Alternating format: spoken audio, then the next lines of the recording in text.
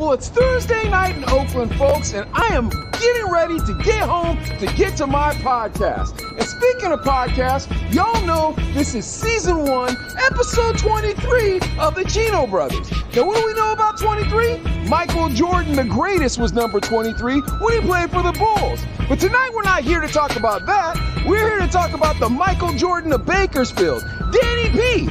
Danny P., programmer extraordinaire. It's going to be on our show tonight. I am super excited to interview this guy. So let's all sit back, get some popcorn, get your favorite drink, and be ready for the Chino Brothers, Season 1, Episode 23. Very exciting. Love the intros every time. Yeah, and I can't believe it's episode 23 already. And you brought up Michael Jordan. That's perfect. And also Magic Johnson, another 23, another famous one too. Wait, isn't what's his name 23 now? The political guy. What's the guy's name? LeBron James. Yeah, LeBron James. Is he 23 now? I think so. He is 23. That's right. Yeah. So, dude, did you recognize where I was? Maybe. Was that the college? Yeah, it was in Oakland. It was okay. I've been in there too, and this is exciting too because I've worked with Danny P for. Well, wait. First of all, I guess we should talk real quick. We're going straight Danny P, or do we have something before? Well, I think Danny we introduced Danny P real quick. Got to get him on. Got to get him on, right? No, he's got to be on with the love advice. All guests come on with the love advice. Don't be foolish. Yeah. Okay. But just my thing about Danny P is I've worked with him for 2 years. Met him. Let's rewind from that. So Danny P is a program director in Bakersfield, California, where Adelaide works. All right, Ad, now kick in.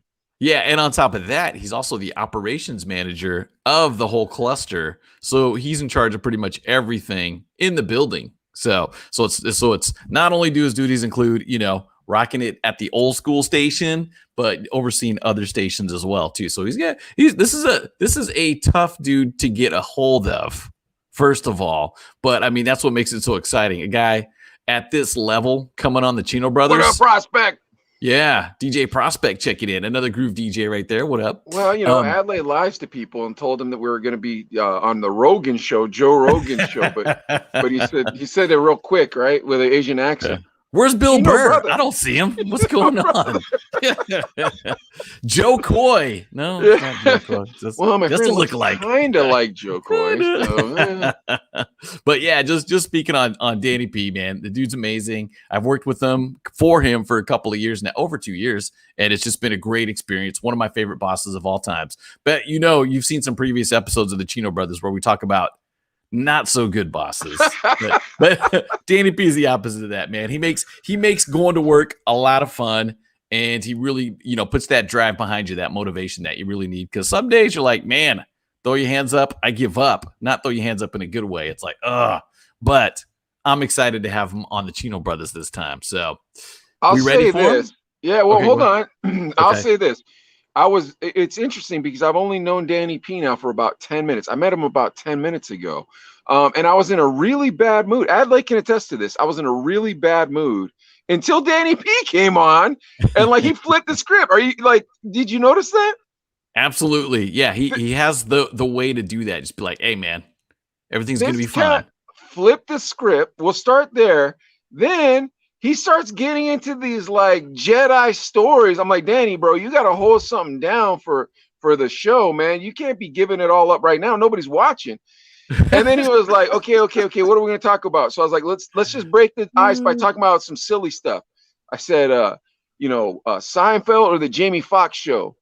What Danny's tacos. Dan, you better have Danny's tacos ready. But anyways, so he says, I said, Jamie Foxx show or Seinfeld? And he goes, well, I interviewed a young Jamie Foxx. And I'm like, word? And he starts going into this story. I'm like, hey, homeboy, cut it off. We need to save that for on the air. Now, the weird part was the whole time he kept calling me Mr. Coy. He kept saying, and then a couple times he called me Joe. Did you tell this man he was coming on Joe Coy's podcast, bro? I don't know, because he told me, man, Bruce Lee, I loved your classic movies. I'm so happy that you're still around, and I want to train with you. And I'm like, whoa, thank you for calling me Bruce Lee, but come on, man. You know, they I think we wish. all look alike. They think we all look alike. But let's quit messing around. Let's bring this man on, dude. This dude is great, man. I like this Yes. Danny P guy. Yeah, ladies and gentlemen, welcome Danny P to the show. All right, deep Those sound easy. effects. Sorry. My brothers. What Chino up, brothers. dude? Thank you, man. Thank you guys. Thank you both for having me. Yeah, Dude, what, absolutely, like, absolutely. How cool is this guy, man? Seriously, this dude's awesome. Sorry, Danny. I don't mean to shine your boots as much, but you're a lot of fun, dude. Well, All thank right. you. Thank you for having me, man. Thank you. I'm a big fan of Master Bruce, man. I've been stuck. Can I share, guys, on this whole Absolutely. the Warrior series on HBO Max? Originally started on Cinemax. The stories told by Bruce Lee in his early days. You know, wow. I don't know if you guys have been watching that. I'm a binge watcher now that I can just go to my iPad, my iPhone or whatever, and I start watching a lot of these things. But I got hooked on that. So bringing up Bruce means a lot to me, man, because I really dig his whole everything about Bruce. Those that know me, I'm such a big Bruce Lee. So what's your opinion then on Quentin Tarantino? Controversy right from the jump. Bang, bang. I love Quentin, and I love things that Quentin has done in the past. I think Mr. Tarantino is he's twisted, man. He is twisted. He's a twisted individual. You ain't lying. I think he's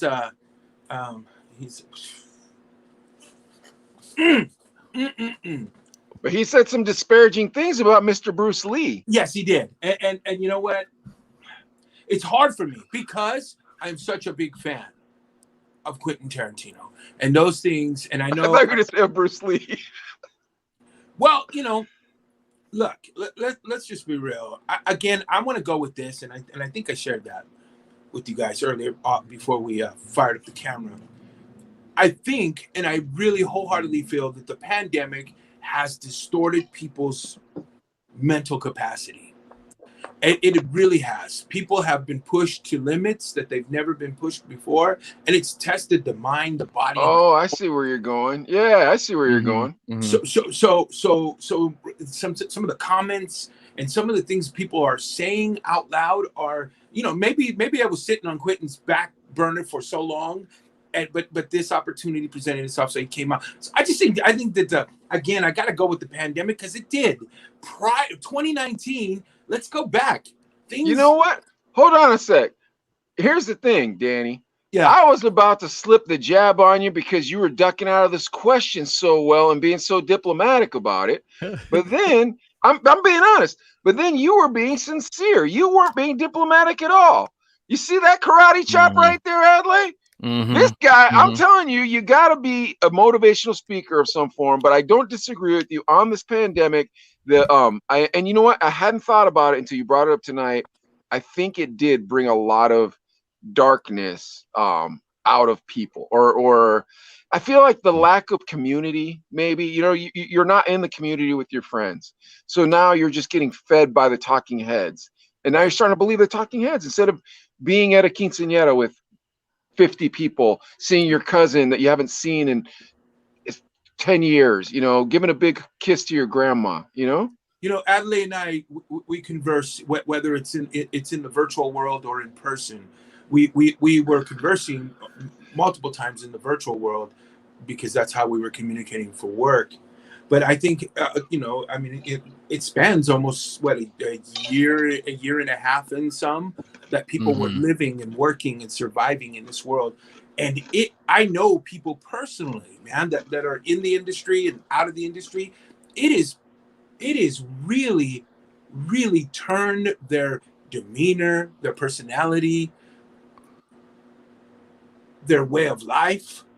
It is really altered it in a way that people have just, I mean, you go, and now I'm starting, as things start to open up, you know, I'm able to converse and see them in person in real life. And I'm like, man, you have changed. What in the, you know, maybe this was all, maybe this was in you the whole time and you were with the game face and this opportunity presented itself and you were like, I just don't care anymore. I'm going to be me. And that's okay. You know what? Be you. That's okay. because I'd rather deal with the person who's being 100 instead of 25% real with me. Be Amen. 100. Hallelujah, man. That's the blessing right there. Now, Dan, if you and I keep talking, poor Adelaide's not going to get a word in edgewise, so I don't want to. Come on, Adelaide. I don't want to do that. Yeah, I talk to Danny every day, so which is great too, because even in the morning, pre-COVID, it was I'd get there about 7:45. Danny was there since 6, and I'd pop in. All right, I'm going to say hi to Danny. I'm going to talk for 5 minutes, and then I got work to do. You know what I'm saying? Go in. 45 minutes later, an hour later, because we just start talking, chat it up, whatever it is, like Right. you're talking about. I mean, we'll talk about something, and then all of a sudden, Danny's got a story about this. And you're like, holy cow, dude! There's so much. I mean, people that listen to Groove 99.3, great audience, great fans, great listeners, and they're only scratching the surface of Danny P. But Danny P really goes out of his way to talk to people, to hang out with people, to interact with people that you just don't see as much every day. I mean, we know. All right. So hold on a sec. We got a bunch of people on the East Coast that don't know what we're talking about, none of this stuff.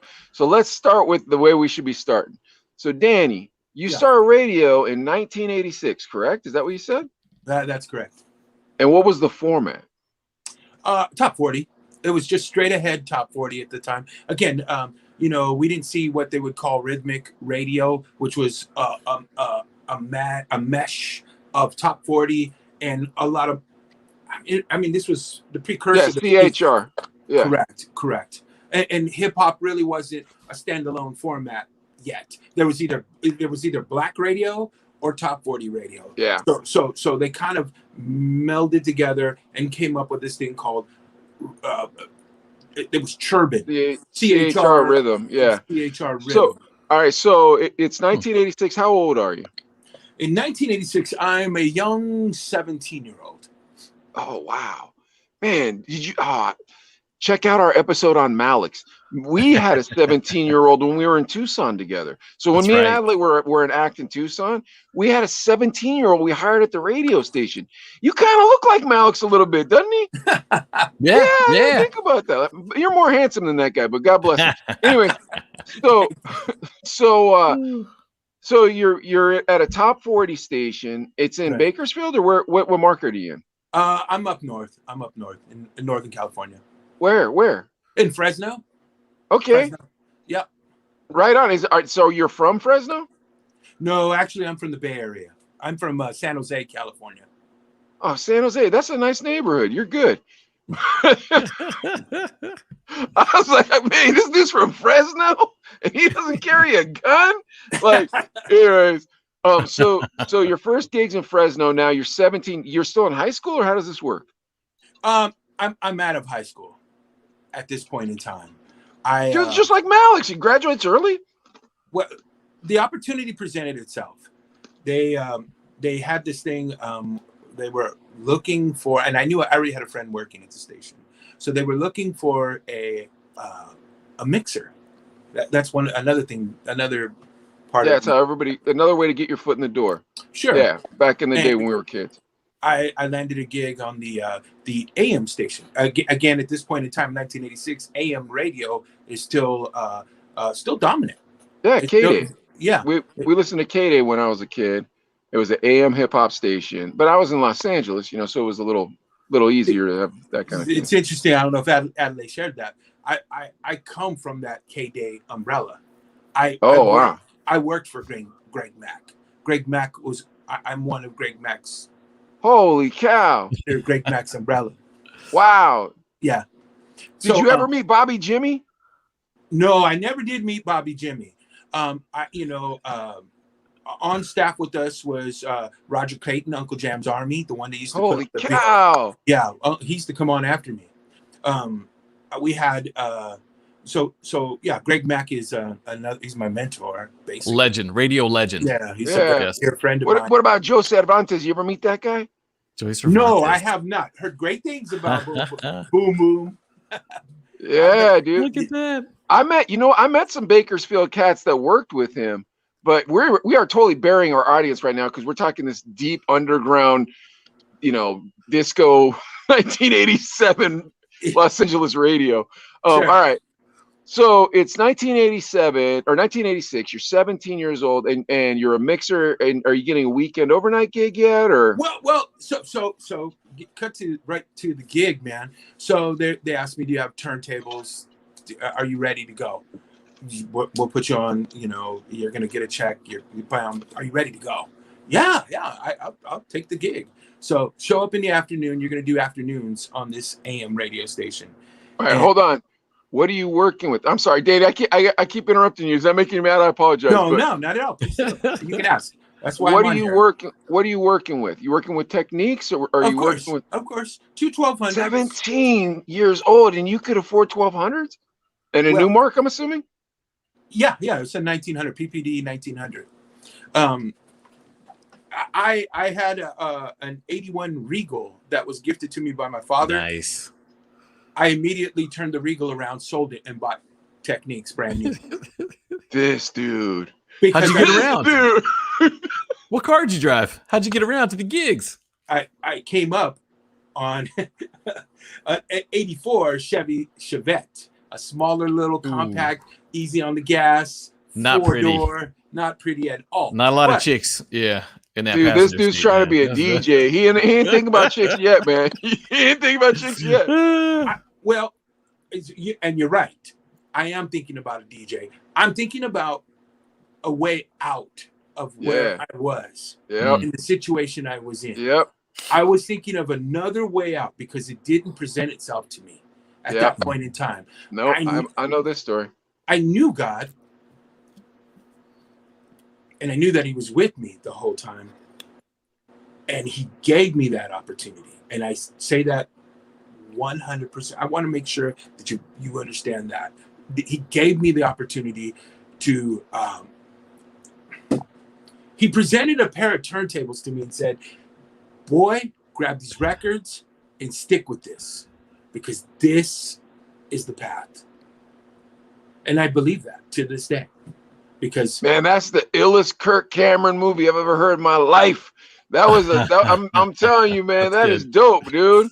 That is dope. Well, I'll share. Why? Because that very next Halloween, I get the turntables, and I don't run with that crowd.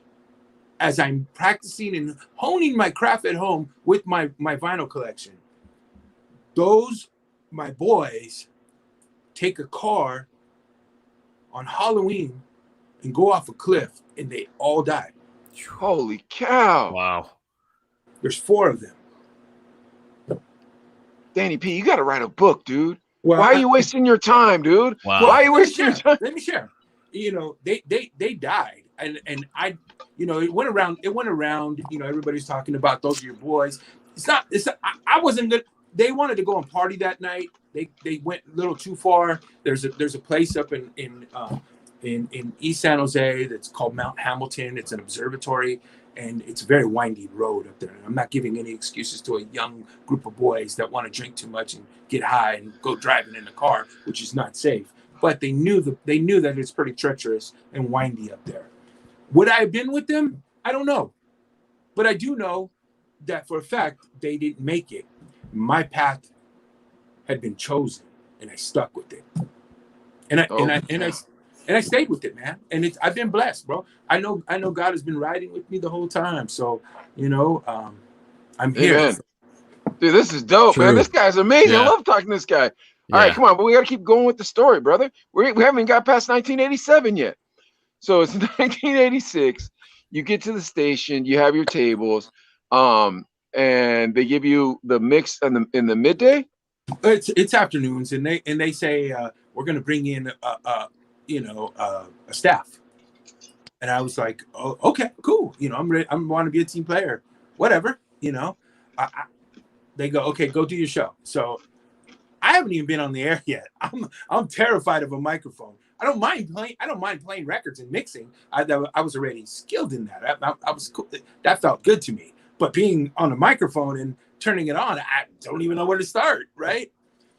I didn't know that. Unbeknownst to me, you know. So I'm being told that we're going to staff this station. It's called Hot 1300 AM, and my shift was 2 to 6. It's a Monday afternoon, and I remember it so vividly because it blows my mind every time I think about it. So in the 5 o'clock hour, 5 p.m., I'm like, and I believe I have either my brother or a friend with me. They go, "Hey, dude, don't you think that the next DJ should be here, like getting his gear ready?" And you know what I mean?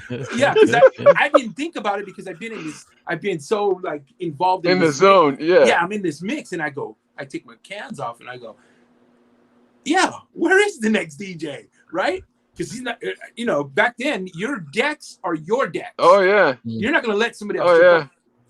So the program director comes in and goes, "Yeah, about that." Hold on one sec. How wide was your stack that you could keep playing like that, bro? Like I would have ran out of records. Can I share? Please. So I bring in a couple of crates, right? I did not know. The program director goes, "Oh, behind you, open up those shutters." Bam. A library. The library of pro. That was. Oh my God! It was for me. It was like something. Yeah. It was King euphoric. Solomon's gold. It was. You're like a kid that went through the pyramid, and you're like, "Here's the mummy's gold." Right. And in that part of the '80s, radio stations were getting serviced.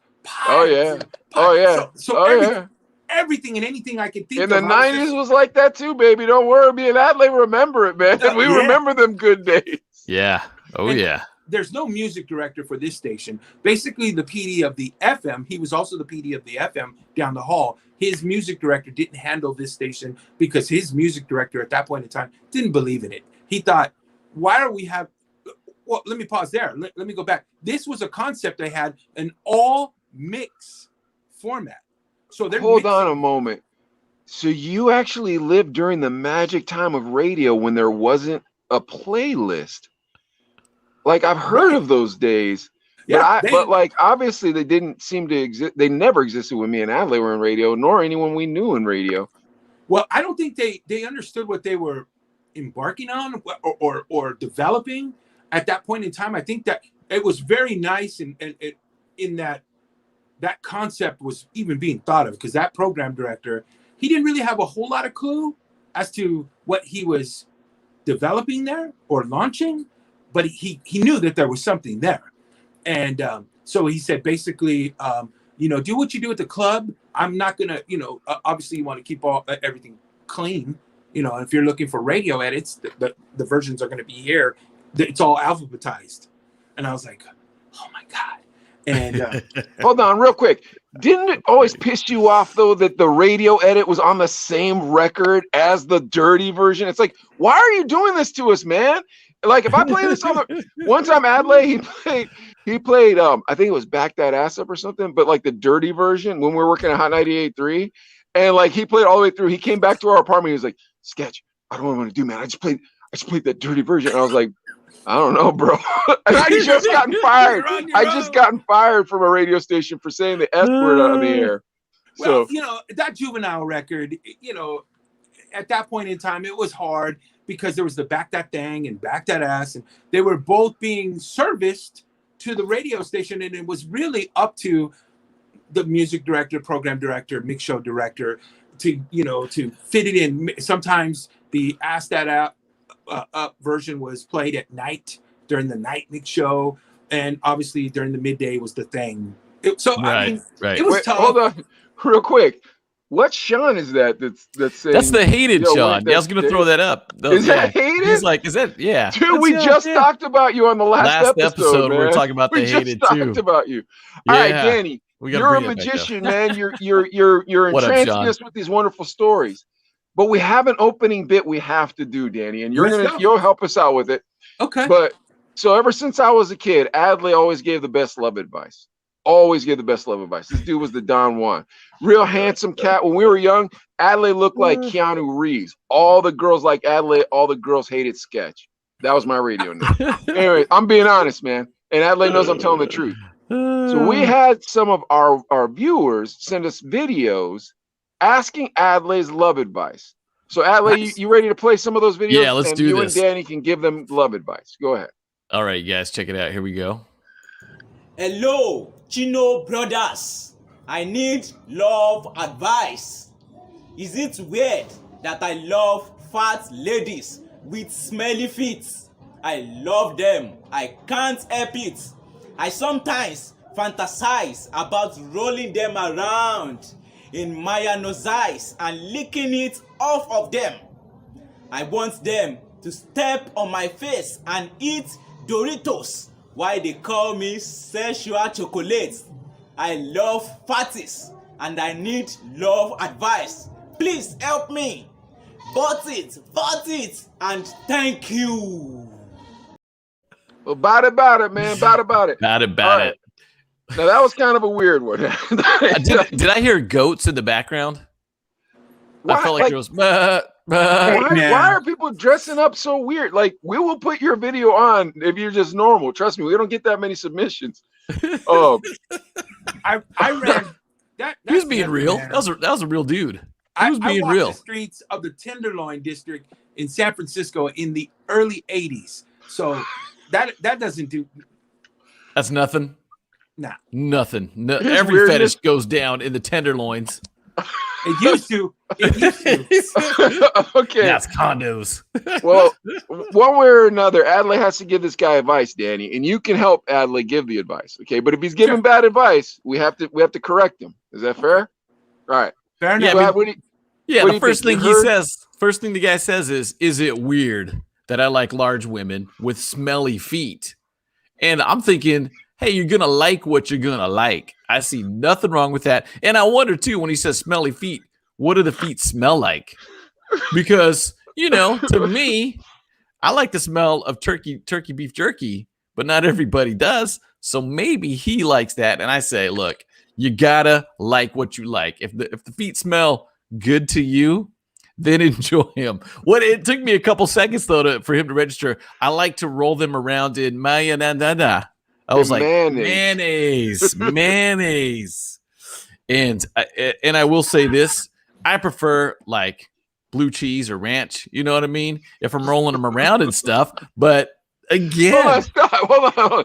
Danny, this is normal. What we're talking about right now, what Adley's talking about right now, this is normal, right? This isn't weird. Like Adley's not weird. Like, I find this a bit weird. Now, maybe I'm a prude, but first of all, why is the guy dressed up in like that African outfit and looking like he was in like the Raiders of the Lost Ark?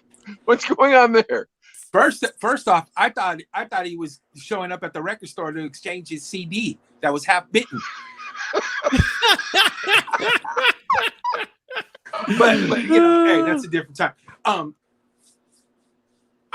I mean, I thought it was interesting that he added Doritos. I mean, I'm a big fan of the many flavors of Doritos, so that's a nice added touch. Hey, they got those new ones too. Those like spicy sauce, like spicy sweet ones. Yeah, they come in the purple bag. Oh, right. Phenomenal! Yeah, phenomenal. Interesting fella. Maybe wherever he may stay, that might be his. Look, if that floats his boat, man, set sail, my brother. Set sail. Put on a Captain Crunch outfit. You couldn't do it on Daddy. You couldn't do it like Adley. I try to keep going to Adley as he's going on and try to like bait him. You couldn't do it. You can't do nothing about it. You can't do nothing about it because, like, all right, man, that's for you. But remember, that's for you. We got to keep. I just want to state and enunciate that it's not for me, but I'm not upset that it's for you. Does that make sense? I agree. No, I hear Totally. you. I hear you. It's interesting because, again, everybody has their own take.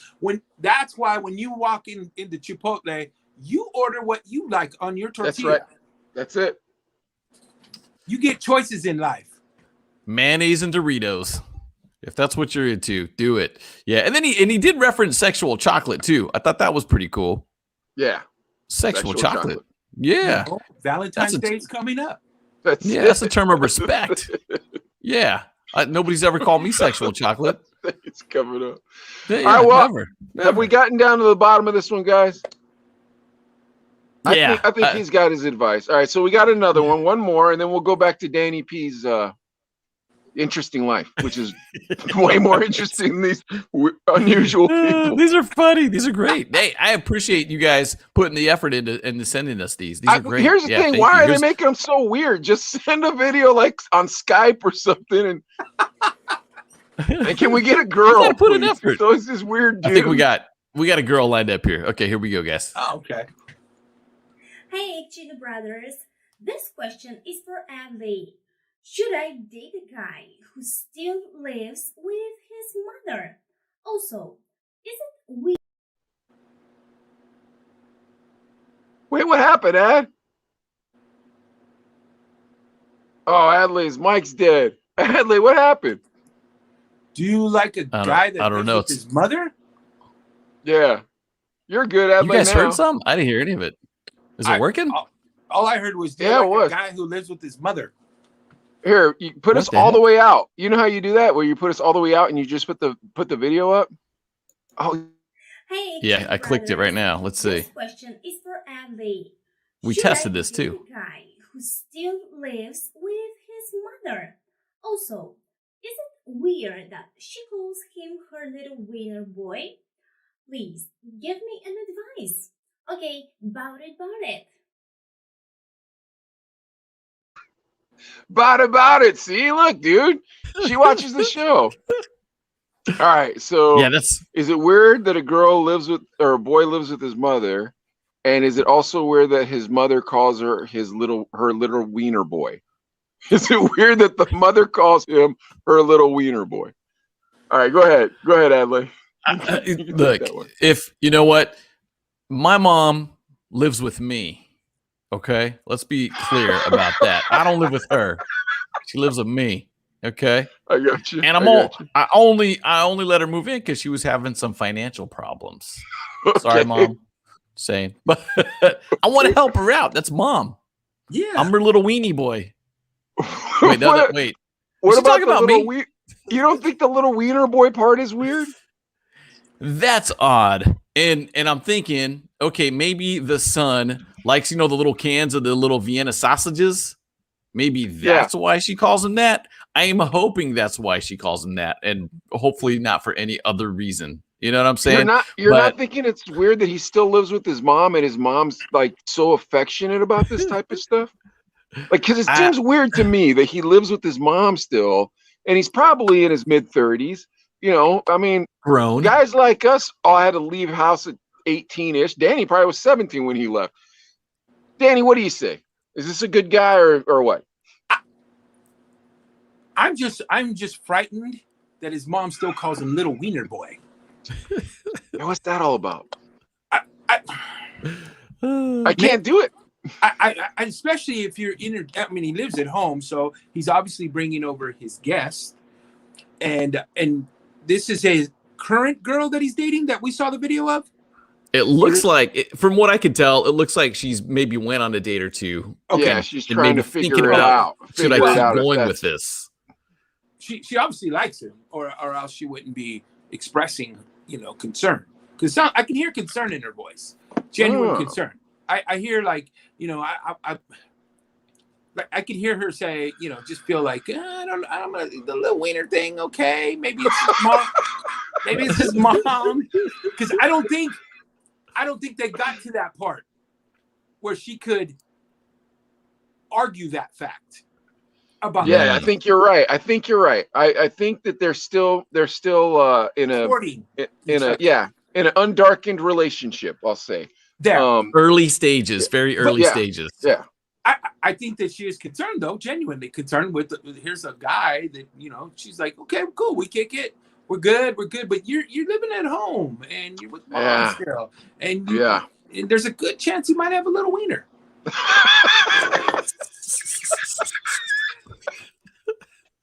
I'm concerned. I just want to make sure we're on the yeah. Maybe throw some mayonnaise on it. Yeah, talk to him about it. Yeah, just confront him. Honesty is the best policy. Listen, here's how this goes. Obviously, I wrote to these two podcasters that nobody watches and asked them specifically about your mother and why she calls you little wiener boy. If she said that to him, I hope he would watch the podcast and give us the extra view. What about you, come Adler? on. In his defense, you don't know. I'd love to hear his response too. Right. Well, in his defense, there could be all kind of variables in that situation. Why did he go back home? Maybe mom's needed somebody back at the house. Yeah. Or, there's all kinds of different variables. But the little wiener thing is a little. That's weird. That is weird, huh? Yeah. Well, he could have said, "Hey, you're not into anybody hurting you, are you?" So maybe, I don't. What kind of language is it? This is a family show, dude.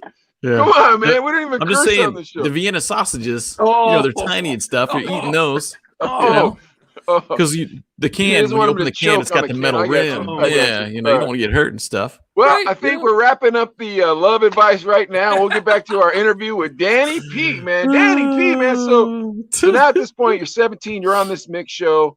Dude doesn't show back up. And what happens there with that program director? There's no other DJs that are. I come to discover that after I go, look, man. I don't mind staying a little bit later, but I'm 17. I got a life. I got things to do.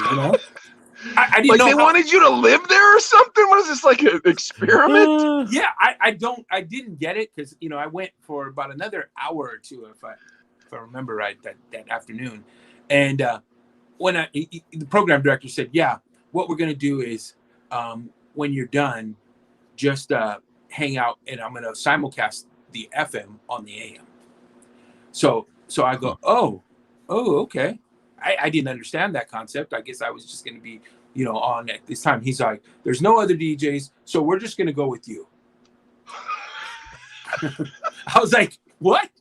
He's all, it's your job. You're gonna be the program director, you're gonna be mixing on this station, you're the dude. And he at 17. Yeah. That is bananas. Wow. On your first day. On your first day. Yeah. And he said, come back tomorrow, come early, and I'm going to show you your duties, and and we're going to get you up on this microphone so you're not terrified of the mic, because you're going to have to give out calls and crack the mic. So the rest was history, man. I came back and by law, you had to give the call letters, like you had to on the dimes. All right, so now you're 17. You're a program director. What happens to the station then? It goes for another week. Bam! So, you're a PD. Your first gig as a PD, and you're a PD for a week. For a week, man. Wow. So I get to the end of the week and they're like, yeah, we're gonna simulcast the San Francisco Giants on this station.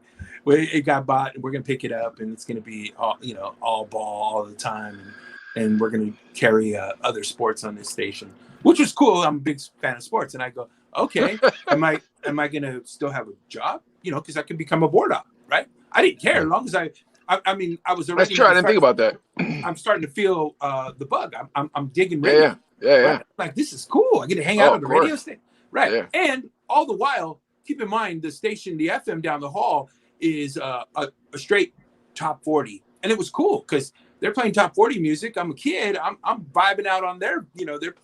They're playing tracks that Prince, Michael Jackson, all that stuff. Yeah. They're playing all the cool stuff, right? Van Halen. It's Van Halen next to Michael Jackson, next to Whitesnake, next to Madonna. Yeah. It's cool tracks. So to be in the same building, and those guys over there were like, idols to me, because those guys on the air talk over records, ramp a record. They were putting bits on the air. I was like, wow, I want to do that. And the program director was like, you are going to do that.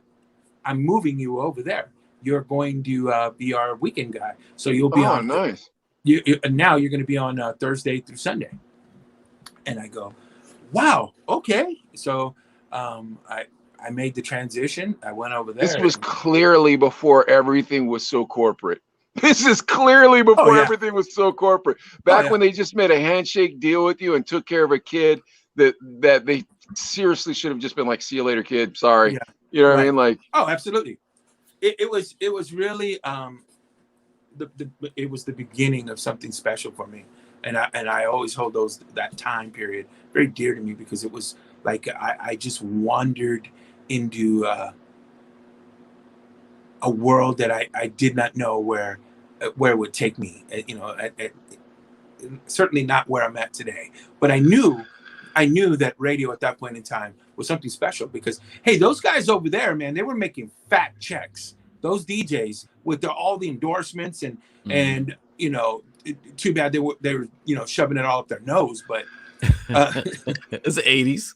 Yeah, a lot of that back then. Yeah, a lot of that. It was the 80s. But hey, you know, it was awesome to learn from a lot of those cats that were there in the building. You know, they were like, you know, just keep at it, man. Keep at it. You're gonna, you know, here's one thing you might not like. You're going to give up your weekends. So you palling around with your buddies on Friday, Saturday night, and even Sunday into Monday, it's gone. Those are things of the past. You're going to be covering our butt. You when I want my time off, it's because you're going to have to come in, whether you're sick or not. At 17, I wouldn't have cared, man. Are you kidding me? At 27, I didn't care. Like, so when did you start doing production then? Because I got to assume you figured out pretty quickly, if I want to make sure I'm never not in radio, I better know all radio positions. It was almost instantly, because the production director right away brought me in to do dubs, like right away. And back then, everything was on reel. Reels and carts. So, you know, I would sit there and just cart up all the spots, just carting spots. And take a typewriter. Take a typewriter and you got to label that cart, young man. Yeah, don't forget, you got to label that cart. Me and Adley aren't that young, dude. We remember these bull crap days. Yeah. When we first started radio, that was it. But then they had DAT also. But it was still whack. It's like I got 8-track of cart, 8-track. You know, they look like 8 tracks. I got a cart, I got a reel, and I got a DAT. How's this supposed to help? Like, what am I supposed to do with this? It was a real archaic system, and when you look at it was really ancient. You know, when you looked at all that old hardware, you're like, God, to do all, and it sucked, because sometimes you'd sit there, and if it was I can't think of the length of the actual cart, where you could actually put like 3 or 4 spots on the same cart. Set the sectone, so the next spot would play. And often, you know, it'd be, you know, spending the night at a radio station was not uncommon for me. You know, I'd go there when it was dark, and I'd leave when light was out. You remember those jerks that wouldn't rewind the carts, bro? Like when you have to have them on commercials, you got to slam the cart. You slam your cart, the dude didn't rewind it before. You're like, I want to kill that guy. What did you do? Dude, the night guy. So I get the opportunity. They used to have this shift in radio. It's long gone. And in markets that do have it, I don't know if LA does, but the famous 10 to 2 or 3 p.m. 10 p.m. to 2 a.m. shift. Oh yeah. Before 6 to midnight or 7 midnight. Midnight. So our night guy there was just killing it. That was a cool slot though. That was like the like cool guy slot. Like you could be a rock and roller in that slot. Absolutely. That was the guy that was, you know, burning like 2 packs of Camels. Yeah, absolutely. Yeah. To his head, and just sitting there with a cup of coffee, or probably got a J in the ashtray for later. There's a few. There's a few. One for now. One in his ear. Right. Well, I was being facetious, man. I thought we were going softball on this DJ. This facetious DJ we're making up. But anyways, go on. But yeah, that position presented itself. Our night guy was killing it at night, and was now being requested to host nightclubs. So in order for him to get to nightclubs, he has to leave the building at least by 9:30. You know, to get out there. Yeah, you're not making that money. Yeah, and the program director didn't want to do that, but sales were like, look, they want to pay a full. They want to throw racks down. Let's get our guy out. Make a new shift. The general manager's like, pull that kid, Danny. That's his new shift. So there it is. So I go to what should be late nights. So Mike Shannon is his name. Does me dirty on the air. So I go and pull. I show up for my shift. I'm all prepared. I had prep. I had everything all ready to go because I want to kill it on this shift. So I show up. It's like 9 o'clock. How old are you at this point? I'm still 17. I'm Holy cow, man. I'm still 17 at the time. And you know, me and Adlai didn't get our breaks till we were in our mid-20s, right? Like, and we grinded DJ crew and horse crap the whole time. But anyways, go on. Sorry. It wasn't easy though, man. I really had to work really, really hard. And stay on my A game, right? You know, radio was always that way, though. I'll be honest. Like, there ain't no free prizes in radio because there's 20 dudes standing right behind you that want your gig. Trust me, there was at that point in time. Always. So I go in the studio and we're doing a crossover, and he's talking about he's going to, I don't know what bar night club gig he's going to, and he's like, all right, man, coming up, you know, we got a new show, blah blah blah blah blah. He sets me up, and then I jump in the box and I start getting my show ready, and I'm all excited, a little nervous, and I pool my spots for that hour. I pull my commercial.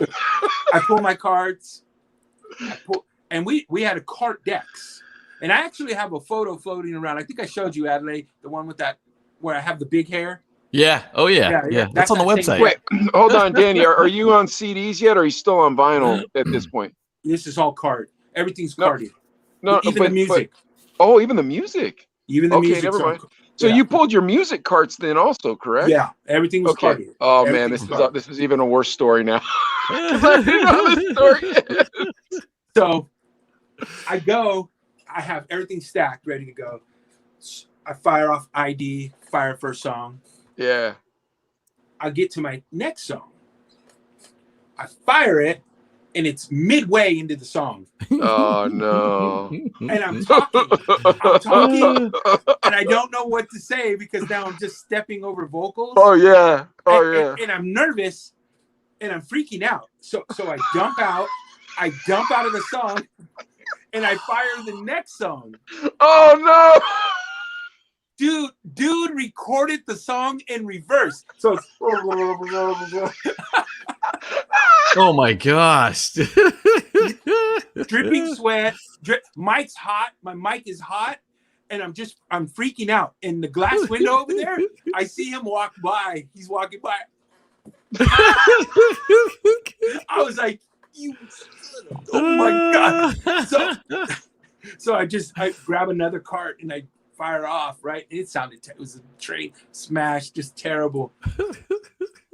And I go, dude, why would you do that to me, dude? Why? He's all, because I love you. He's all, welcome to radio, you sucker.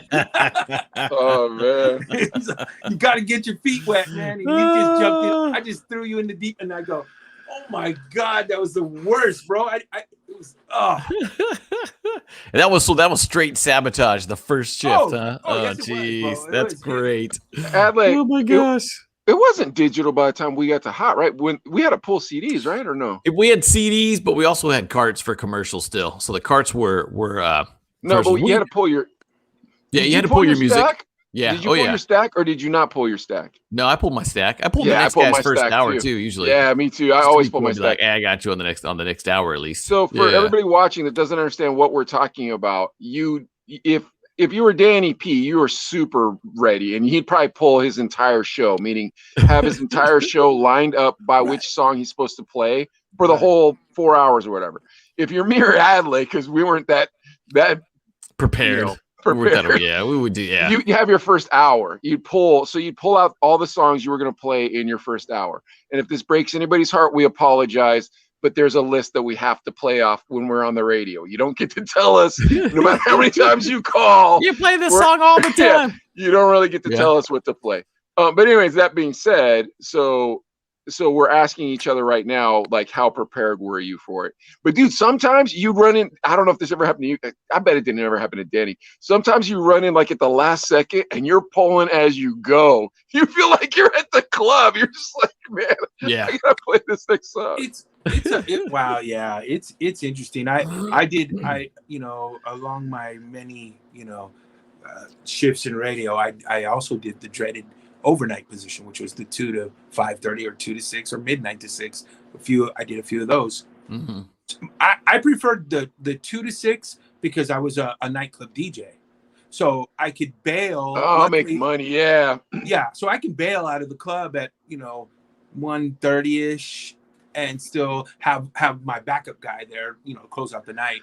Even if I wanted to leave a little early to go grab tacos or something and go to the station, I preferred the overnight one because it was cool. Because you leave the club, stop off at Taco Bell or whatever you're going to get grub, and go to the station and just camp out for the overnight.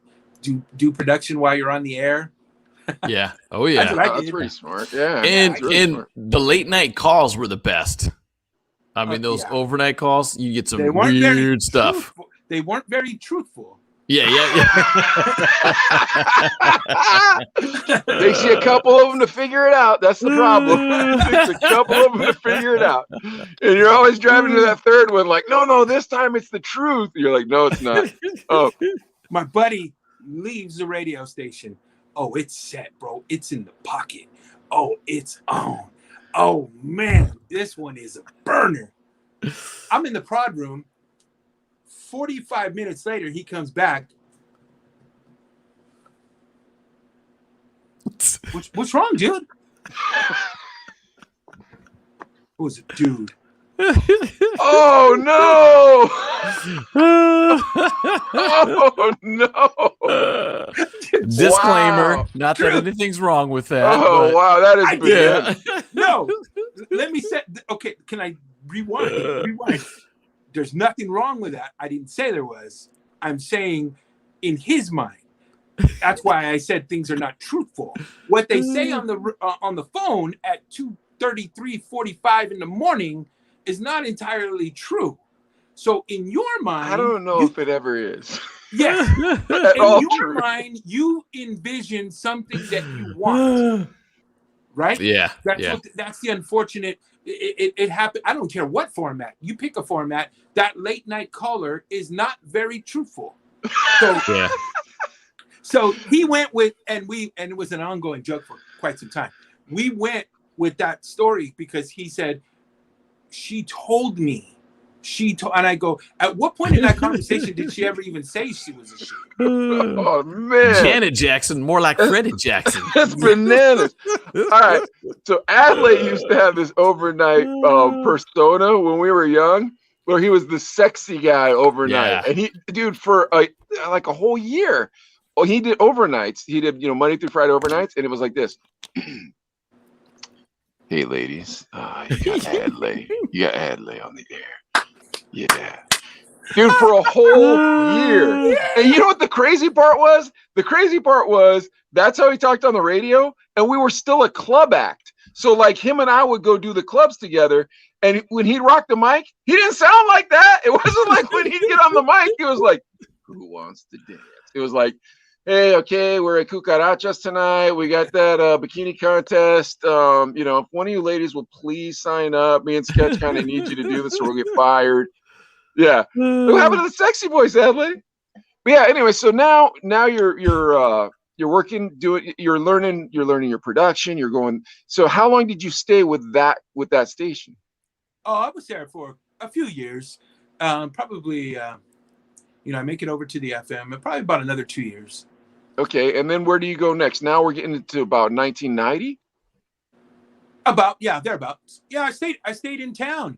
Across the town, they fire up. They flip formats on a legendary rocker that had been there forever, and they went rhythmic. It was the first rhythmic station to pop up there in the area, and the former program director of the FM that I was at took on that radio station, and called me over.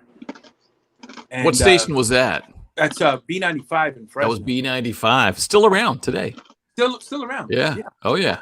Great Mhm. station. Yeah. Shout phenomenal out station, to yeah. my boy Jeff Davis. You know, Yeah. Jeff Davis, good friend of mine. He still works in Fresno. And So, all right. So now you go over to the rhythmic station. And what position do they put you in? I become late nights, and I am now the official. I'm a mixer, no doubt, but I'm more of the nightclub guy. So they can sell that package. They can present it out, and in that, we got a guy that can host and DJ.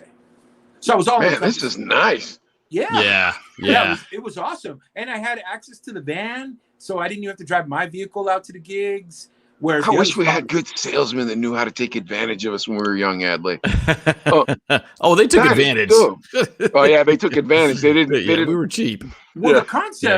the concept of all encompassing a host and a mixer was kind of not heard of. It was unheard of, really, because the club, the bar would go, I'm not going to pay a DJ and then pay for your guy to come out for a talent. Yeah. That's too much money. I don't want to. They never want to Yep. do that. They never want to do that. But our guys came to me and were like, what you were doing across the street, where you were just showing up, DJing and hosting. Can you do that here? I'm like, well, let's talk about the package. Let's put it together. Yeah. I got to get my money because I'm using because at that point in time, most of those clubs and How bars. old are you at this point? I'm about 18. Yeah, I'm about. And you're 18. negotiating Exactly. like this? I wish me and Adley could have done that when we were 28. Yeah, I'm about 8. I'm close to 19, I think. But yeah, Holy God. well, hey, it's a business, right? And it's still wear and tear on my equipment. Excuse me. Bless you. And I gotta get my money. It's a business. And I knew that me showing up, the club's gonna they're about to get money. You know what I mean? And it's Yeah. I need mine. I need to get paid. Yeah. Dude, we do these deals back in Tucson, me and Adelaide. Like we just weren't good at making deals back then. We need to learn how to make deals better. Because we make these deals with the club and it'd be like, all right, well, give us $1 a head after 250 people.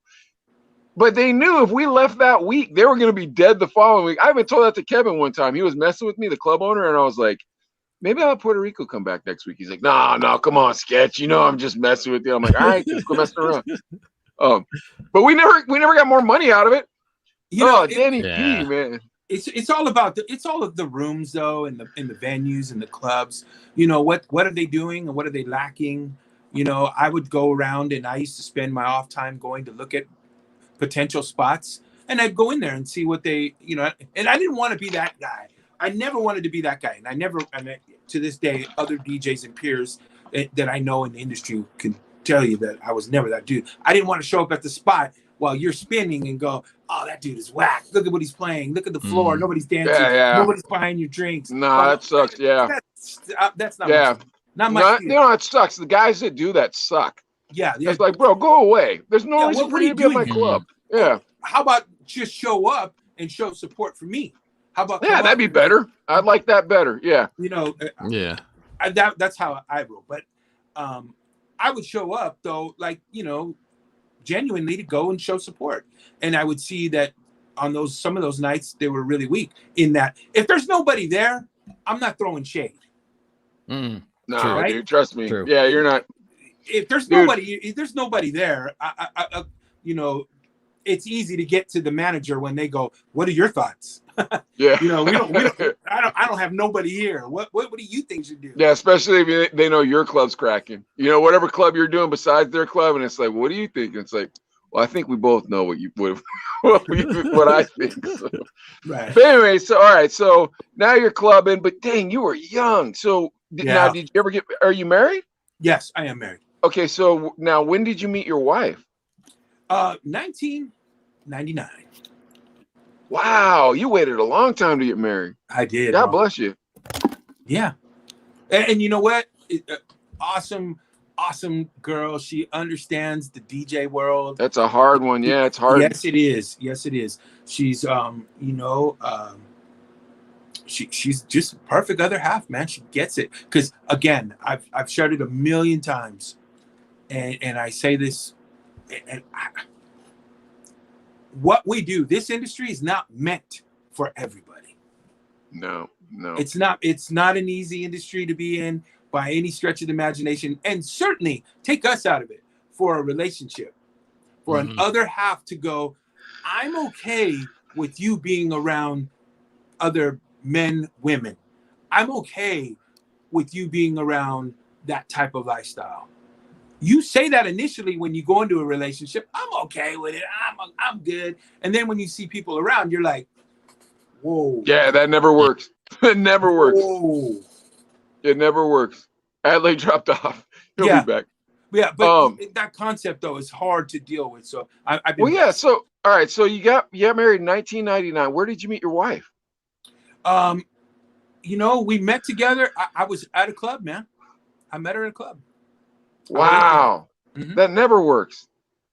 I thought the very same, but this one works. Well, obviously so. Yeah, because you have a wife and not a baby mama. And do you guys have any kids or no? I do. I have two children. How old? My daughter just turned 13, and my son is going to turn 9. Man, you started way late, Danny P. I thought I started way late. Your kids are my kids' age, and I'm old. You're older than me, man. Yeah. It's fun though, huh? Well, I was, just concentrating on life and setting up the nest to make sure that it was. Yeah, I know what you're talking about. Concrete before we, and she's awesome, man. Well, and we're blessed now because the kids run around and it's amazing time. Yeah, it's the best, man. Yeah, I mean, yeah, my kids are about the same age, and I'm just like you. I was like, I had to get all my ducks in the row. I wanted to make sure things didn't turn out the way I'd seen things turn out when I was a kid. Yeah. Like just making sure it was safe. Like, all right, super concrete. But I'll say this much: once you have them kids, man, that changes you, doesn't it? Certainly does. I watched myself from afar. And I love the new me. I really do. I love the new me. I say that a lot to myself because it really has transformed me. Once I became a dad, I think of my ways before, and it's I was always a great uncle because both my brothers, I have 2 younger brothers, and they had children before me, and they were married before me, and I come from a big family, so I've always been around a lot of kids, and I used to say, okay, all right. But then when my first child was born, the game changed, bro. It's just like yeah, you're sitting there telling them stories they don't understand. Like my son, so my son's name's Nehemiah. When he was born, I would just sit there and talk to him like, one of these days you're gonna be a great man. He didn't understand that, you know what I mean? I would go swimming. I couldn't stop thinking about him. Hey, I bet you this too, Danny. I bet you I'm not lying about this. Your wife's gotten prettier every year you've been married to her, huh? Absolutely, dude. She's like literally, like she's gotten prettier. Dude, she is such a doll. She has. I watched her go through these stages in life, in that she's become stronger. I mean, outside she's always the most beautiful woman to me in this world, but just watching her become a mom, a mentor, a leader, a teacher during this pandemic, all these different things, man, those are so attractive to me. Like it's like thank you for saying that. It's amazing when I see her. I'm always like, wow, this girl is, man, powerful. You know what I say, man, and could put up with me. You know what I say? This is what I say. Every man should argue that his wife is the best wife. And if he can't, then he definitely doesn't have the best wife. But every man should argue that his wife is the best wife. I'm telling you that. I'll tell you a story from Pittsburgh. So there's this old Vietnam vet used to come to my shop. His name was Bob. Real Pittsburgher. Worked in the mills, like the guys you see in the movies, like Rocky, or you see in like those Bushwick movies, or sure. You know what I mean? East Coast, real East Coast guy. Sure. Comes in the shop and he says, well, Mike, I'm in the high rise. And that's where they put old people where I live. I'm in the high rise. And I said, oh yeah, Bob. He says, yeah, all the old men started to die off. I said, well, if your wife passes away, you know, you have a lot of girls to choose from. He goes, I don't want to be with any of them old biddies. And I said, well, Bob, isn't your wife an old biddy? He said, Mike, look, when you get old with your wife, this is what happens. You look her with this eye, and it's just the same as beautiful as the day you met her. You look her with this eye, it's the day she is today. And when they come together, she's more beautiful than anything.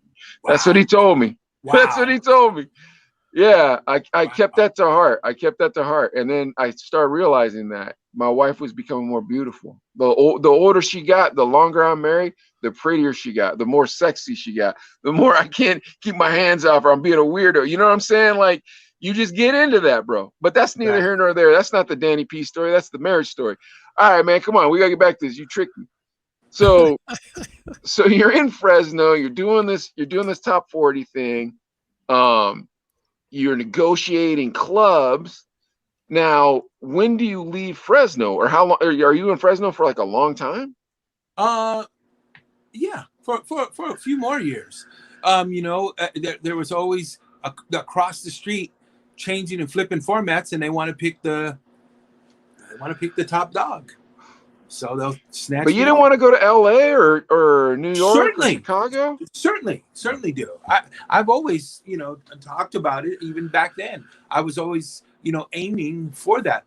But, you know, they would always make it, you know, don't leave. Or there'd be a new programmer in town about to flip a station and would go across the street. And Adelaide, we were just talking about that.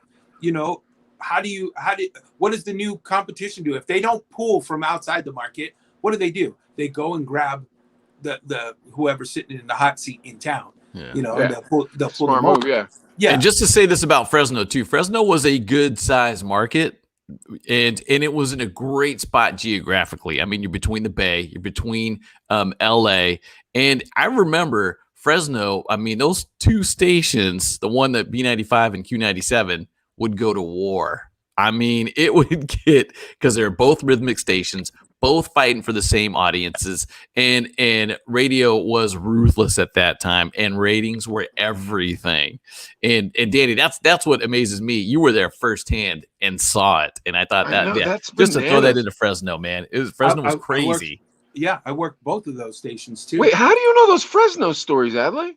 You just know them. I mean, I've worked with a few people that came to Bakersfield. I mean, Drewski's one of the dudes that worked at Q97 and even B95. I mean, that's an iHeart station. So you just, you talk, you hear about things. I mean, yeah, Fresno was, I mean, it was insane there. Insane. And dude, the clubs were ridiculous. I mean, you guys had clubs 7 days a week that were popping.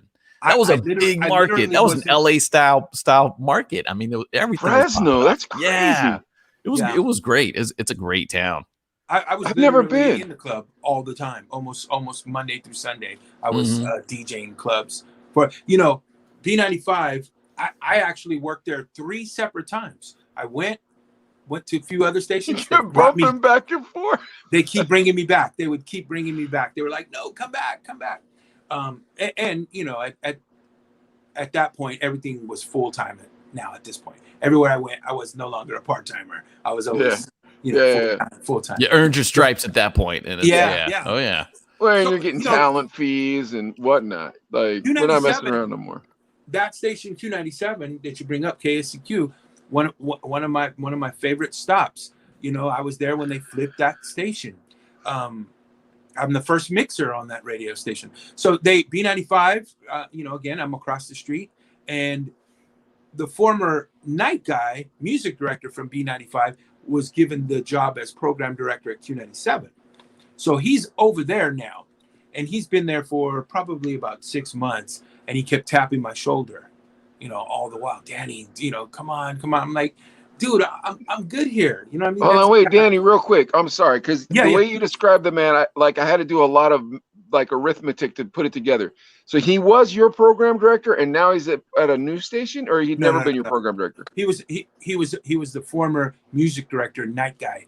Oh, okay. And now he's at the new station. I got you. At some point in time. Okay. And I forget what in between those stops, it was one of the maybe between my second and third stop back at B95, he was there. And but now I'm back at B95 and he's not. He already left. He actually went to Vegas and then came back to Visalia, which is a suburb of Fresno, kind of an extended Fresno South, and that's where the station was. And he's offering you a job. Yeah, he's offering you a job, and I just didn't want to leave. You know, I was good with B95. I already had good friends, and the company was treating me good, and I was in a good spot. You know what I mean? And I club gigs. Who owned B95 at that point? That was at that point in time. It was, I want to say, was it Mondosphere? No, it was Mondosphere. Mondosphere was owning New Rock. Okay. I want to say Americon. I think it was it was this another mom and pop group. Yeah, because Clear Channel came about everything. Yeah, late 90s. When I went to Q97, Clear Channel took over B95 and moved them up the street. So I get over there to Q97. He made it sweet, offered me the job. I go over there, and they flip the format. They go from hot AC to they want to go Dukes up against the big dog. They want to go against B95. Wow. And so they pull me over. I'm a familiar, voice. You're the famous guy. So they pulled me over, and they never did any mixing. And unfortunately, when they made this flip, they hung on to the hot AC sales staff who have no idea about Biggie. They don't know who Pac is. They don't know any of this. Oh no. Right? So here I am playing, changes from Tupac in the midday, and they're kind of like coming up to me, some of our sales, the sponsors are having a problem with some of the music. They have no idea what this is. This isn't what we were playing a month ago. I go, no, because we changed formats. This is the new. I go, but hold on, I've got something for you. Give me a couple of days. I've got something for you. And the spots that I was already at were like, okay, we'll make the move. I go, you're going to ditch B95? Yeah, we'll ditch. Oh my gosh, dude, this guy is a genie. Yeah. And they That's did. cool.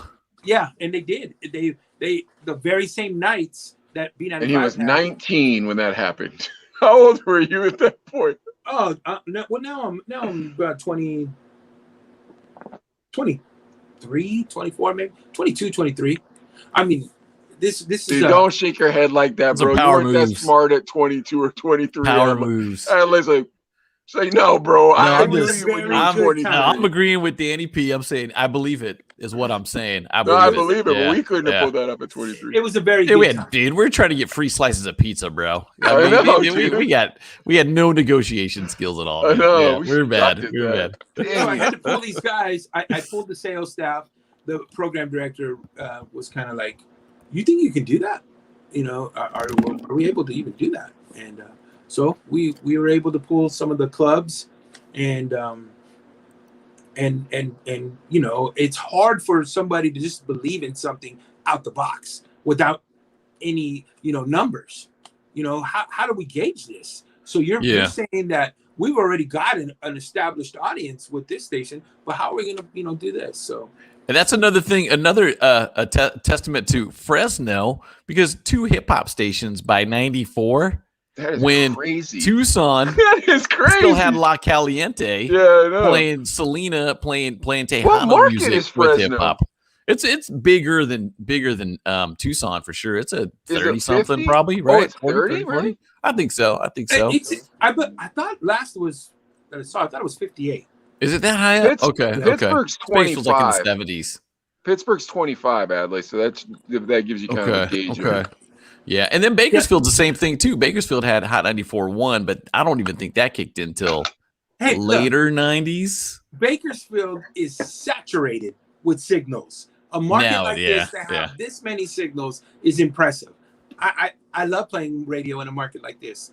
It's so competitive, but you go when you think of in terms of genres, you go, there's no way. They used to look when you had consultants back in the day they'd rip open their book and go, no, there's already a rhythmic there. There's already a pop. Why do we're going to try to go again? There's no way. So going through now you're going through into the 90s, and then when you got into the late 90s, do you remember those reps and those indies that used to work for Death Row? Sure. Yeah. Do you still know these guys? Are they still your friends? Because if so, I won't talk about them. Absolutely. One is named Sir T. Sir T worked the label. I used to be a part of this record pool that was very legendary here on the West Coast. It's called Jam City Record Pool. Yeah. And Sir T used to service records from Rap-A-Lot, Death Row, in the times when it was a little different. Yeah, definitely different. Well, I mean, there's I just don't think there's enough money in music today. You know what I mean? Like back then, you sold a ton of CDs that cost you 80 cents to make, maybe, and you're selling them for $15, and they are burning off the shelves so fast that you can bootleg them. You know, like record companies were piling in money. Now it's like, that you're not getting that anymore. Well, the streaming world has taken the digital route. The digital world has taken it over. Back then, it was, we can go back to 1991. I get hired by a legendary program director who believed in me, named Greg Mack. Oh my gosh! Hold on a sec. When you said that, when you started and you said, I got hired by a legendary programmer, I thought you were just gonna be nice to one of your friends and say some name I'd never heard of before. I thought you were gonna be like, Luis Sanchez. I'm like, all right, cool. I hope he watches this podcast. But you're being honest, Greg Mack. Yeah, the Mack Attack. Greg hires me, puts me on, and I'm afternoons on his radio station, the very same station that we had a very young. They were little guys. We had the Baker Boys come. They would hang out with me on Friday. They would drive up from Bakersfield to see me in the studio. Is that why they were called the Baker Boys? Because they were from Bakersfield. Bakersfield, yeah. Oh, yeah. Wow, I didn't know that. Yeah. It was pretty awesome. Greg Mack, I knew of him, obviously because of his days at K-Day. Yeah. And to hear his stories and know that he had, you can go on and on. There's no NWA on the radio. Yeah. Dr. Dre is his first mixer on the radio for K-Day. Dr. Dre was the real Roxanne Shante, UTFO. You're not hearing any of that stuff on the radio, especially on the West Coast. That's true. That's true. You weren't going to hear it. No. So shout out to my Jedi Master, man, Greg. And Greg, Greg believed in me. Insane. Let me mix. Let me be on the air. Let me just be myself. And that was one of the things he always used to say, man. Just be you. That's why you're here. Be you. Yeah. Do you. And we had great time. He would often just blow my mind because it would be random, and then all of a sudden, on a Saturday afternoon, I'm pulling a Saturday shift, right? And he'd be like, "Hey, I've got somebody stopping by for you." So I answer the door, bam, and then I shared it earlier. A young Jamie Foxx shows up. That is dope. Awesome.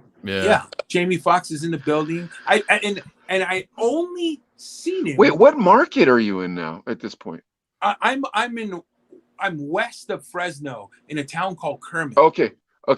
I got you. Huh.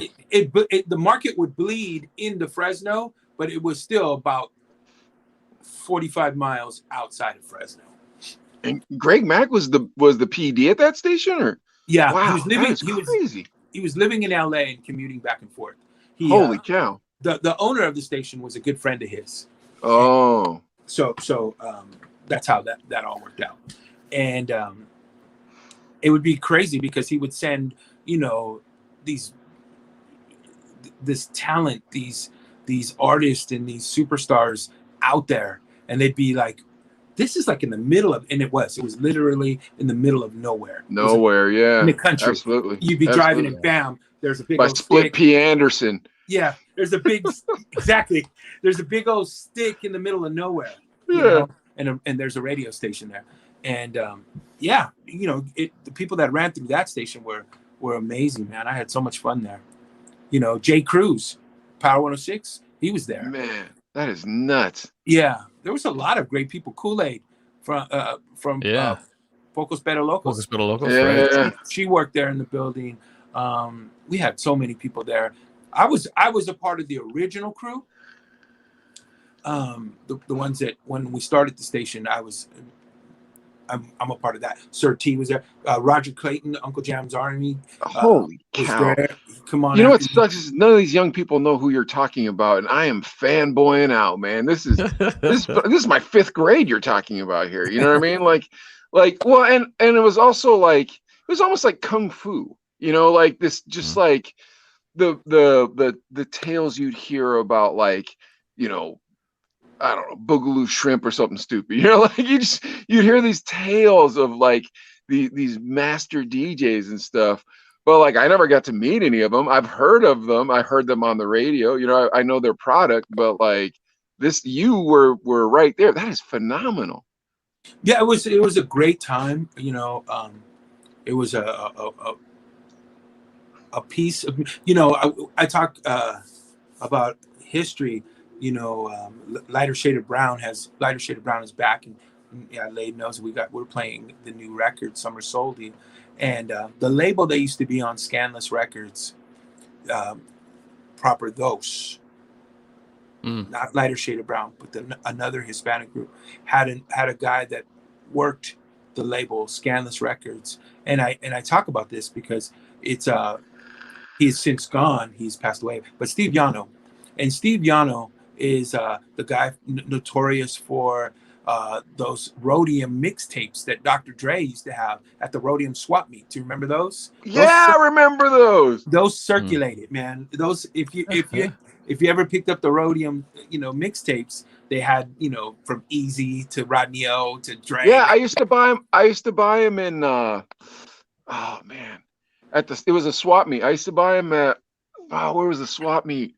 In Pomona. There was a swap meet in Pomona, and it was like, so how it would go, Adelaide, it would have all the cool stuff like Rodney O and Joe Cooley, like all like whatever, because how it worked was you'd buy these 12-inch singles, but you only have $5 because you're poor, because you grew up in a not very rich area. Yeah. But your homeboys would have a 12-inch single, so you'd pass them around, right? And then you'd make your own little mix because you're poor, and now you have like a mixtape.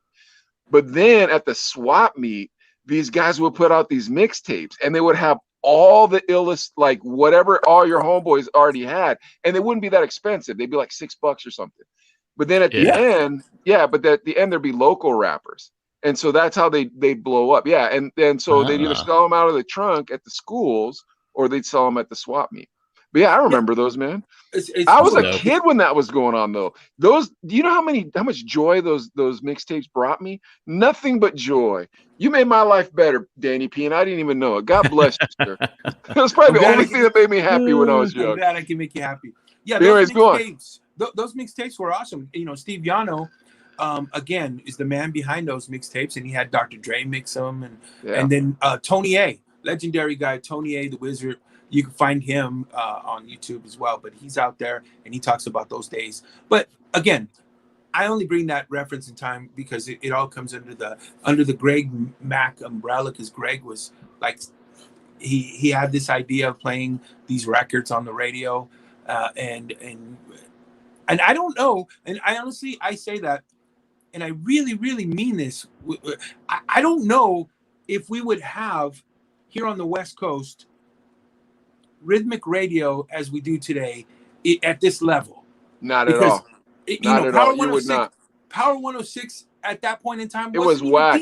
It wasn't doing anything like that. It was Jay Thomas in the morning. Sure. And they played Belinda Carlisle, and it was just, I don't want to say it was whack. It was Kiss FM is what it was. It was different, but it did have a lot of freestyle stuff too, a lot of the high energy stuff. A little bit, yeah. It was Cavaricis and silk shirts. Yeah. You know what I mean? And you know what? Yeah. That's cool, and I like that too. I'm not saying that was bad, but I'm just saying if it wasn't for a pioneer like Greg to push the envelope and say, look, there's an audience that wants to hear these types of records, not just on Saturday night after midnight.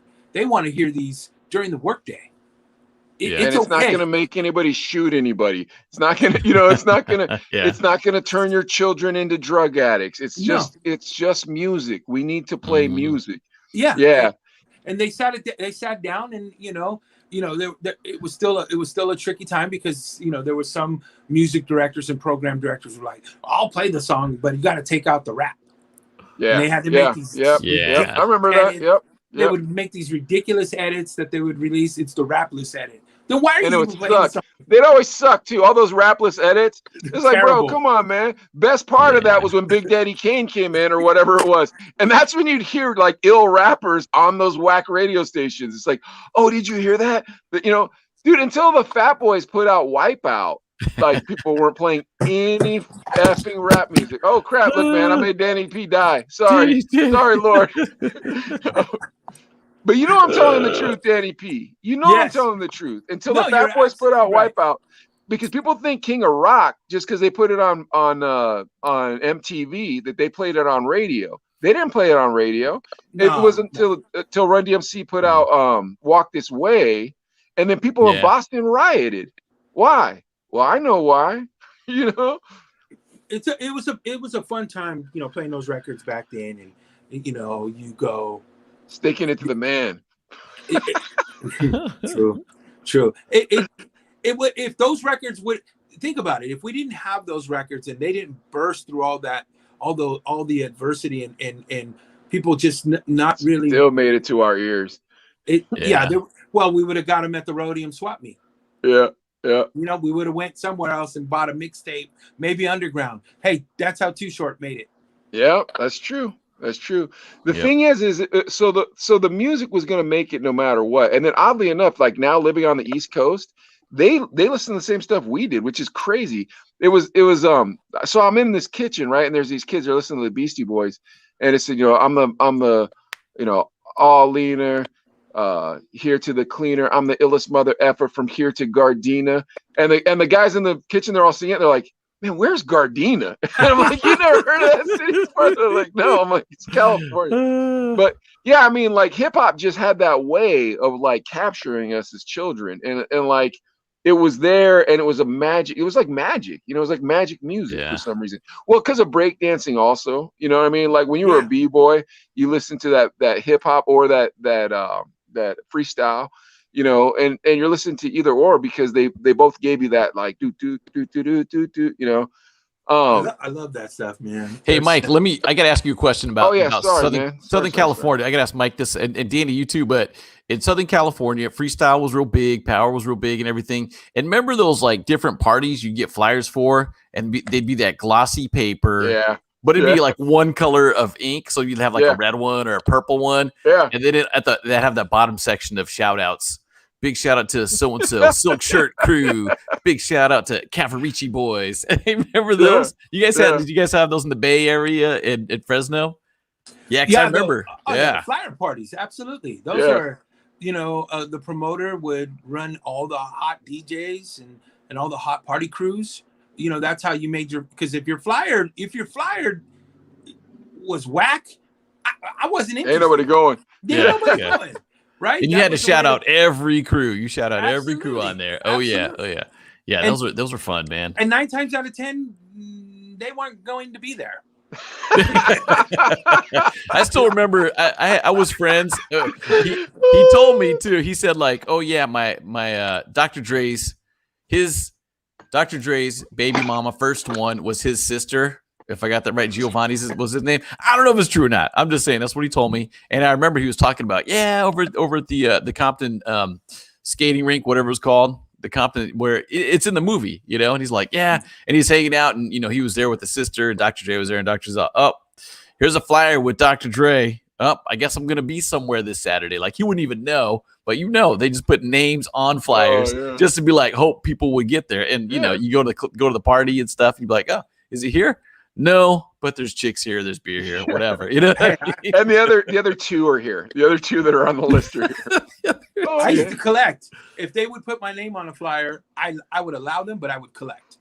Oh, wow. Yeah. This guy's Show up, pay me. doing some Jedi mind tricks here. That's yeah. Hey, well, if it worked, I mean, it's marketing, right? Hey, Yeah. if my name is gonna, I may not show up to your event, and sometimes I would, but if I didn't, and you're gonna say that I'm DJing, well, you're using my name to get people there, so Yeah. you have to Got it. compensate me.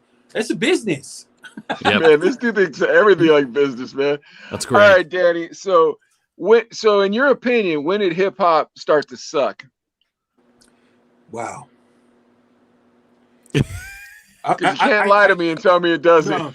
No. I'll tell you. The day Biggie died. Oh, wow. I was done. Yeah. There's nothing past that that's even relevant to me. Interesting. Yeah.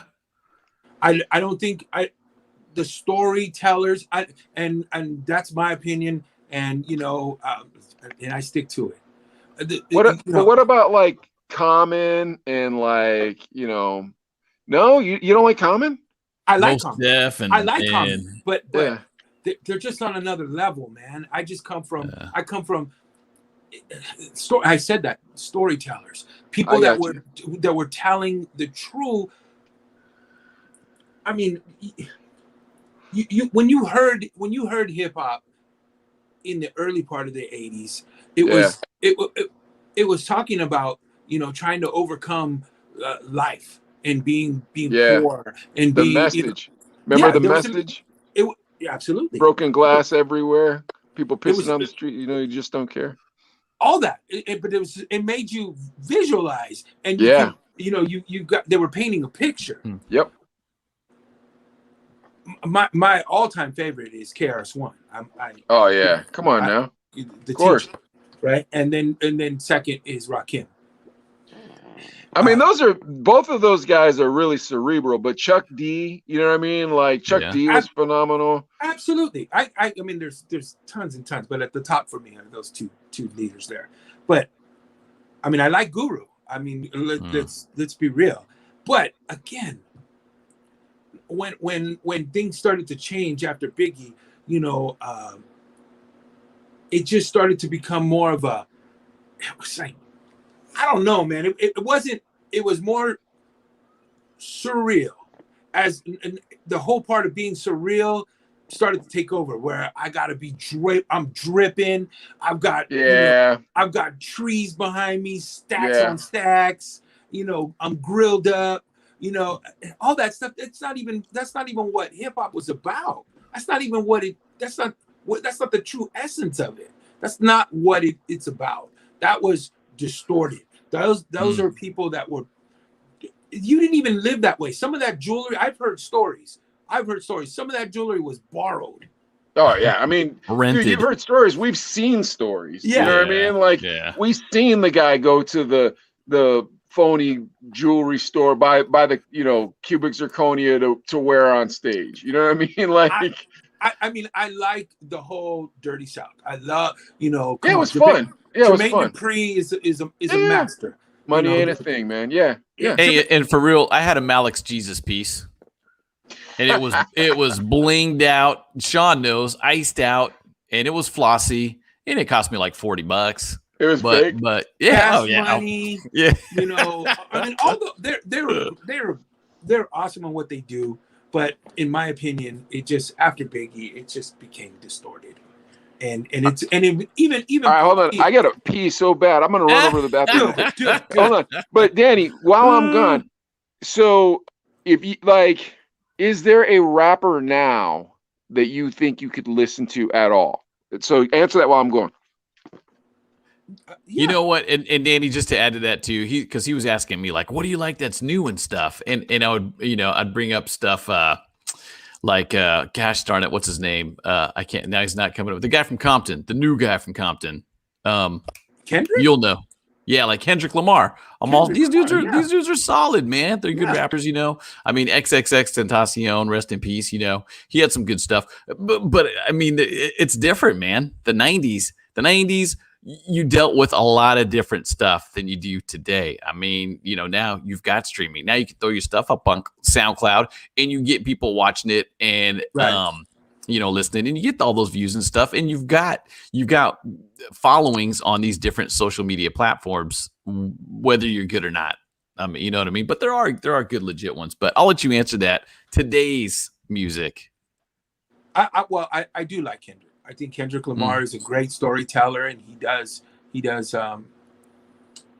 he's real. He's a real deal. Yeah. Kendrick Lamar is, he's a real deal. And I genuinely liked Nipsey. I thought Nipsey was another one. Me too. And he had an old school feel to him though too. That's what I like. I think, you know what I mean? He did have an old school feel. Yeah. But he kicked it with a lot of the old school cats, so he could not escape that. Another Compton, So yeah, Nipsey and Kendrick, I love those guys, man. Nipsey Hussle and Kendrick Lamar. Yeah.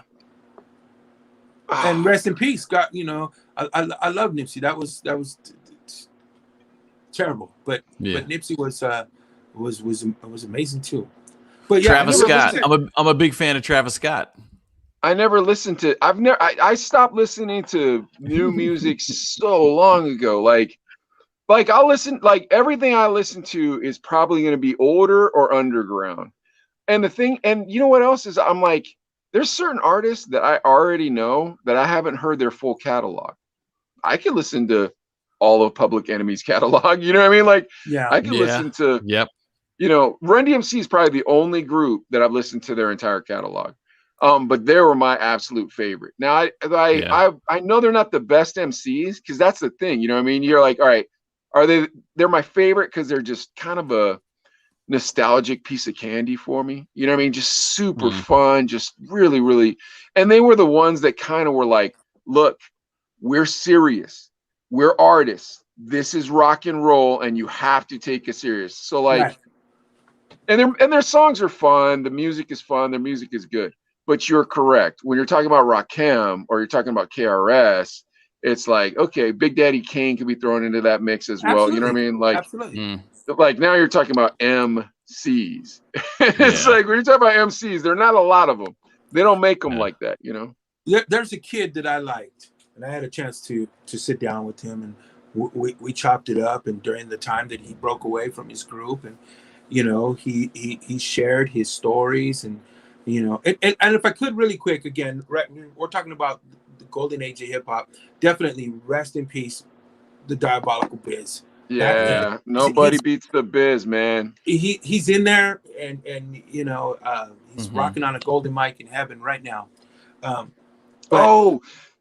just realized your kids are relatively close to our kids' age. Did you ever watch Yo Gabba Gabba with them?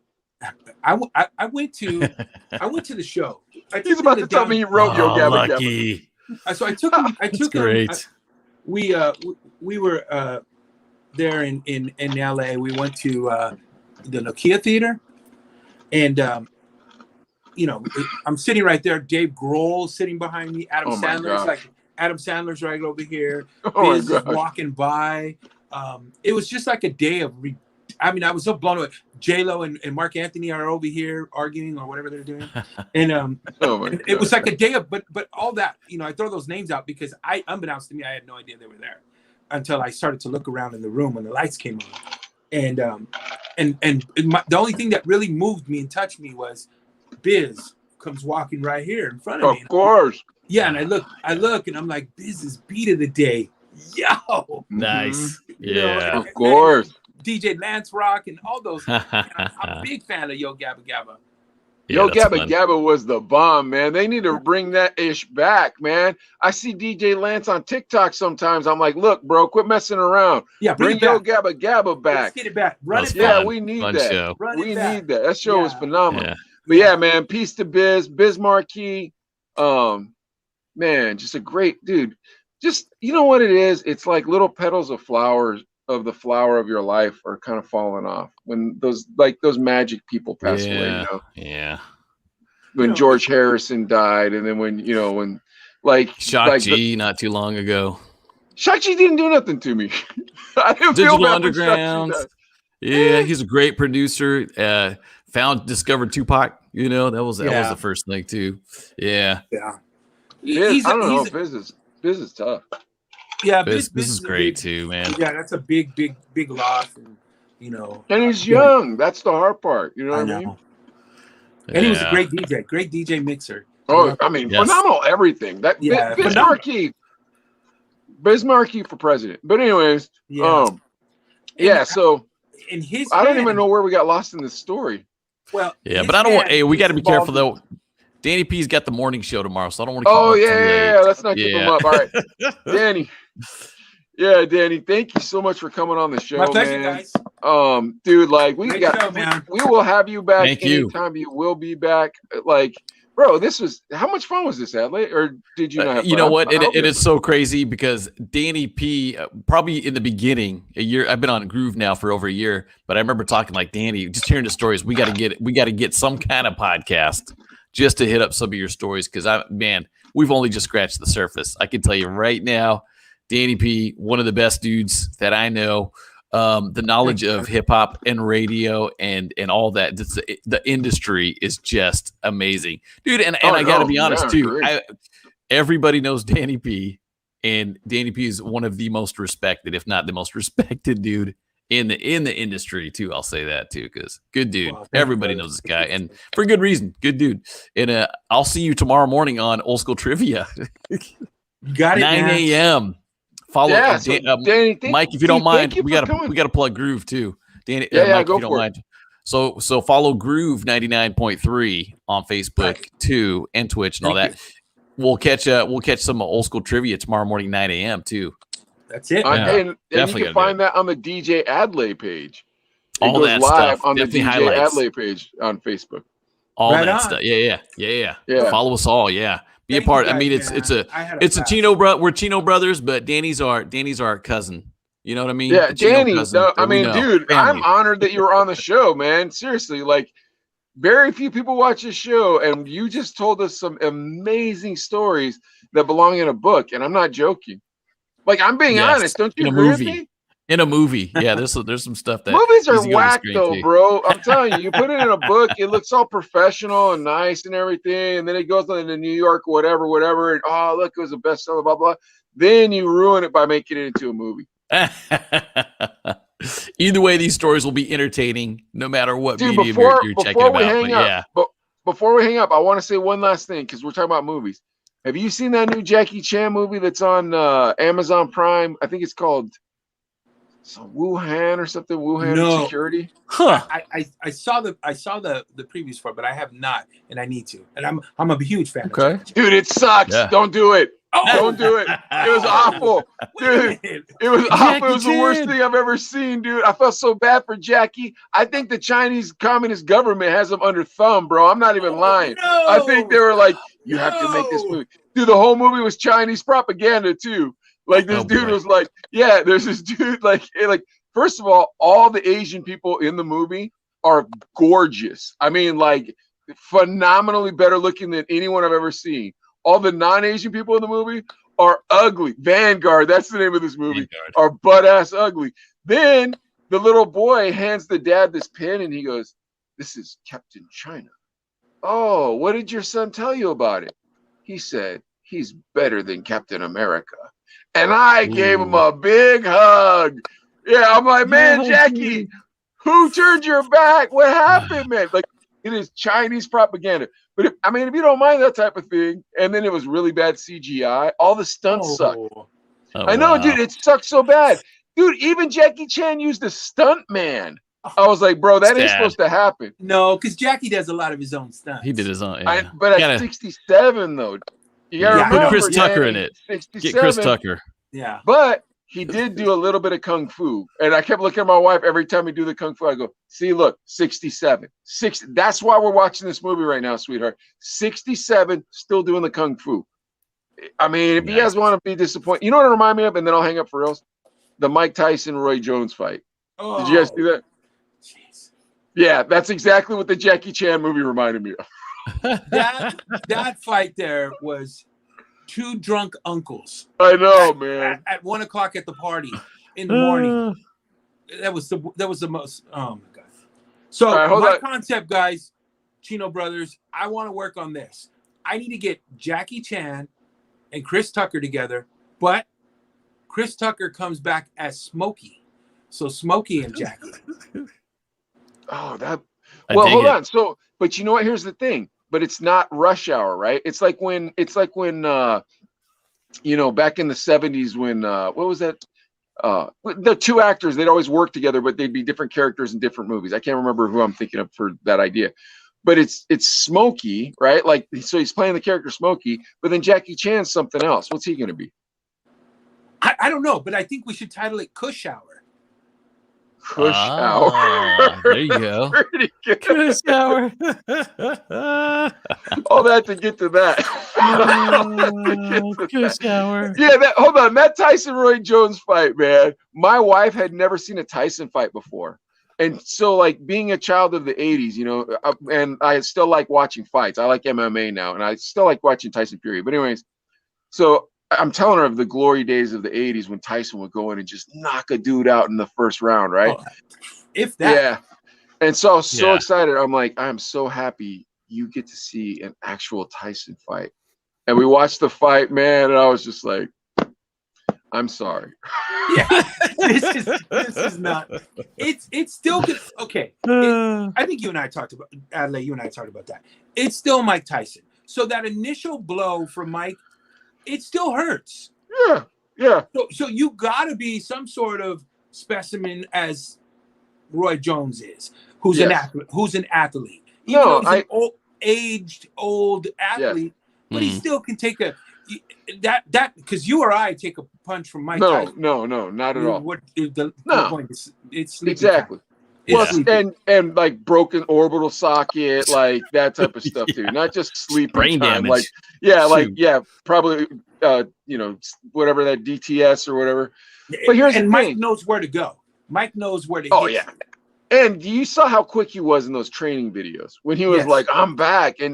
But that's the problem. Those training videos made me think he was 1984 red trunks, black Converse Mike Tyson. I really thought that. They sold me the goods. Roy Jones, I was like, bro, what are you doing?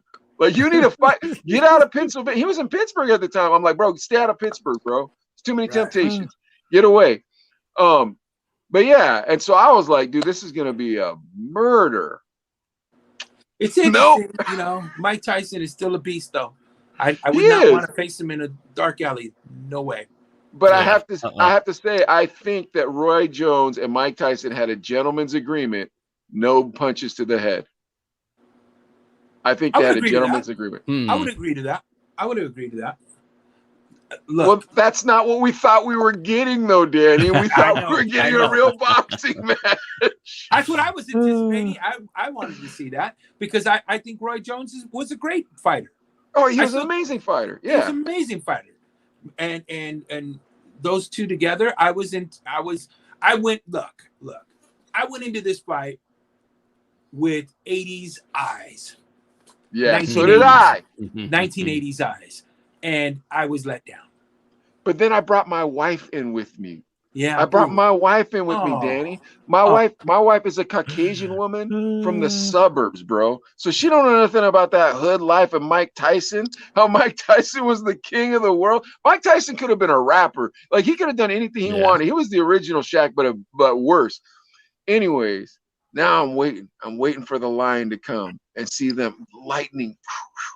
Like, it was like almost like watching a Bruce Lee movie when you watch a Mike Tyson fight. And I was disappointed. So was I. It was so. I was like, oh man, this is hard to watch.